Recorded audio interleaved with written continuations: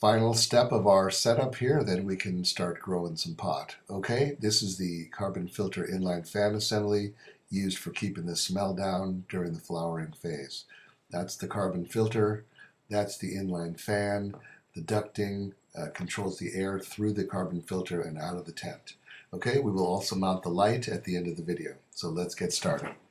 Okay, she's got two long black straps with hooks on them. The hooks are going to feed over those poles and create a cradle. The cradle is going to be to hold the carbon filter. Okay, so she'll get that in there and then get the carbon filter ready.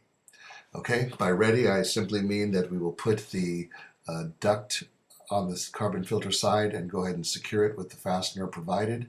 You just slip it on there and tighten it up real tight with a screwdriver, and then you're ready to set that carbon filter into the cradle that I mentioned.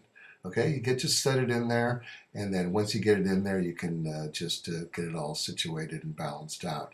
No big deal.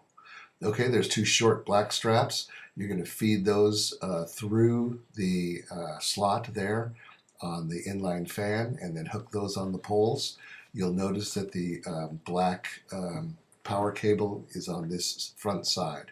Okay, she's going to put the other ducting on, fasten it with the fastener, clip that down, tighten it up, and then same thing on the other side of the inline fan, just tighten that ducting up real good. And that's all you got to do. You can throw that screwdriver away. Okay, like I mentioned, the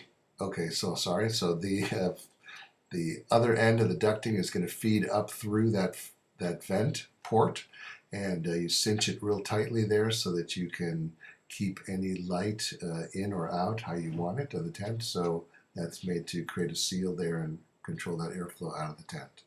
Okay, as I started to mention, that black cord is going to feed through to the back of the tent, and she's going to slip it through the electrical port. You can't quite see it there, but it's in the back of the tent, and that cable just slips right through there, and also cinch it down tightly with the same type of cinch mechanism.